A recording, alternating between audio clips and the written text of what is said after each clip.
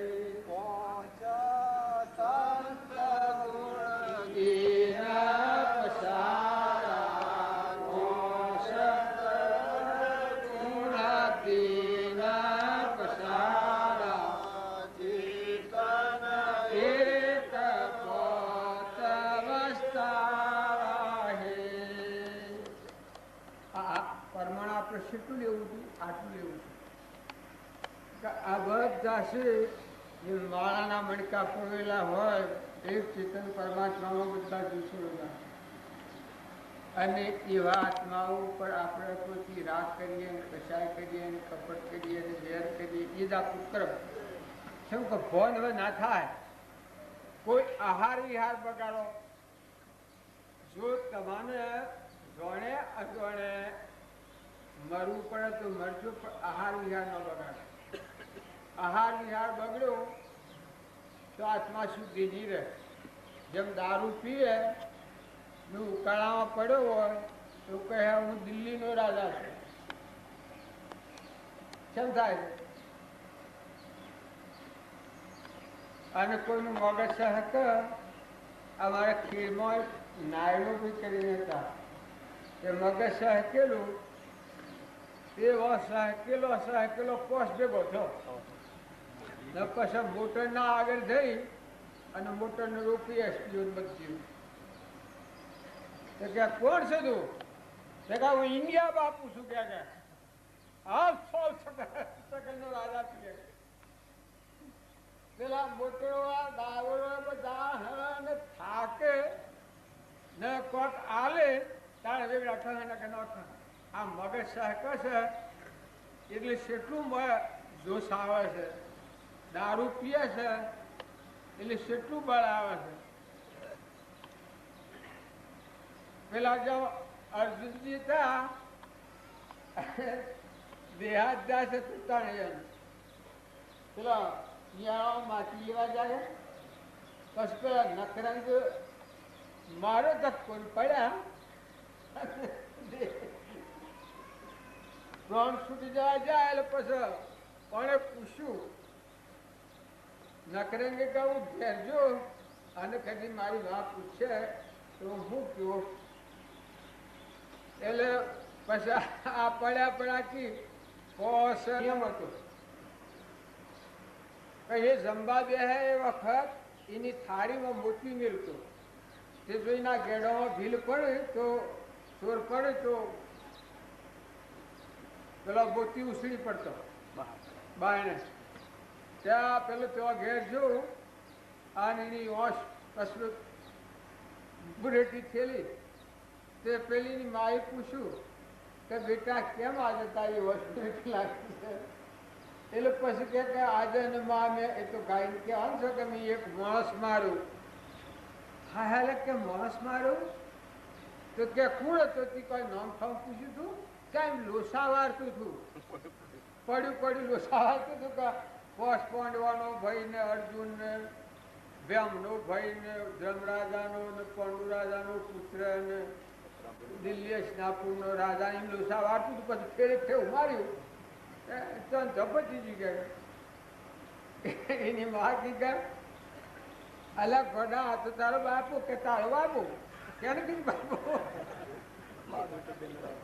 આ તો કહેવાનું કારણ એક જ છે કે પેલોનો નશો હોતો પણ પેલો હેરથી હવા હેર મળ્યો એ વખત નકરંગ મળ્યો એટલે દેહથી દેહાથી એ નકરંગ કહેવાય.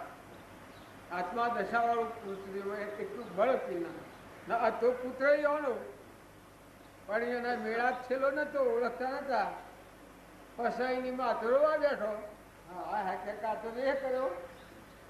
મારે કહેવાનું કારણ શું છે કે તમારો છોકરો હોય પૂર્વજન્મનો અને કઈ તમારે હિતમાં કોક આડું કરે તો મારે આને મેલો.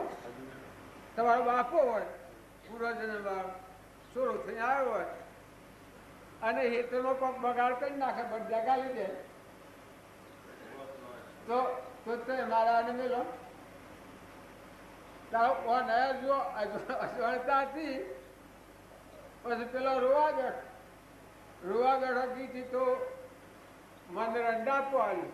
અરે સોનવાની બે તને આનો રંડાપો મરવા વાળો મર્યો. પછી તો ઘેર બેહારી કે બેટા તો ગેડોની ખાલ લેવા આવ્યા છે ને તારો બાપો છે સ્નાપુરથી આવ્યા છે અને તું તો એનો પુત્ર છે અને હું તો એને ભરેલી છું. બસ હા પાણી તાણ કે મન શું કરાય તાણ કે કોને હજીવન કરવાનો ઉપાય કરવો પડે કે ખાવાનું બાવાનું પડી ગયેલું નીકળ્યું કે હું કરું કે તું કેમ કરું એની માને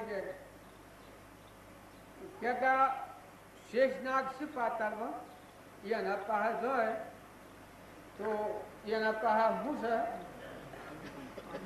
છે સજીવન મંત્ર અમીનો કૂપો સજીવન મંત્ર છે તે એ લિયા ને એ લિયા તો આ હજીવન થાય.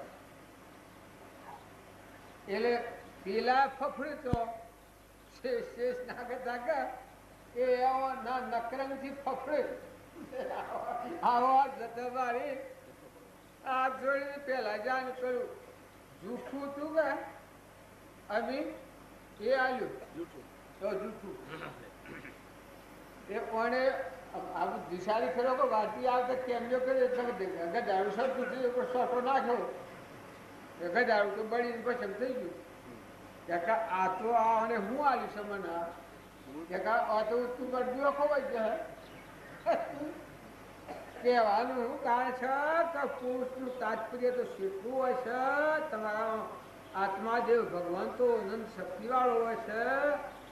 આ ધરતી આ સૂર્ય ચંદ્ર આ બધું તમારા ધારેલું છે. એ વાત તમે વિશ્વના ધણી છો માતાઓ તો પુરુષો તમારું આવું છે નાહારું. આ તો હું વાત કરું છું.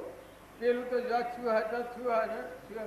પછી પાછો વળ્યો ને તો હારા જઈને શેષ નાગને પૂછવું હોય ને ફેરી નાખ્યું કે કાલે આ હું કરીશ આ કે બાજુ મારી ભૂલ થઈ ગઈ. પછી શું કહેવાય કે અમે તો સજીવન મંત્ર આલ્યો. જો સજીવન મંત્ર આલ્યો હોય લાવી અર્જુનજી સજીવન મંત્ર નાખ્યો. અર્જુનજી જીવતા થઈ ગયા લઈને ગયા. તારે કે આવું તો કેવું તો તું તમારે પહેલેથી આ સન લાખ ગેડા તમારે ઘેર છે ને તમે આ ગેડો માર્યો તો મારો એક ગેડો માર્યો ને આ પરિણામ છે એટલું બધું લાયા. એ તમે અમે આ જેમ ગેડો મારવાને રખડતા હતા કે અર્જુન અશ્વયાગને કરવાની ખોફમાં આપણે બધા ભટકીએ છીએ. પણ આપણને આવી મૂળ દિશાના પુરુષ મળ્યા રામજી બાપુ નિરંજન પરમાત્મા સ્વરૂપ ભગવાન અનંતમય જેનું શરણ લેવાથી કરોડો કર્મથી બંધ બની મુક્ત થઈ ને આત્મા પરમાત્મા પદ પ્રાપ્ત થાય. એ એવા પુરુષ આપણને મળ્યા એટલે આજે આપણને અંતર્મુખ થવાનું હોય. ફરી આપણો અંતર્મુખ હૃદય બંધ થઈ જાય. પણ તમે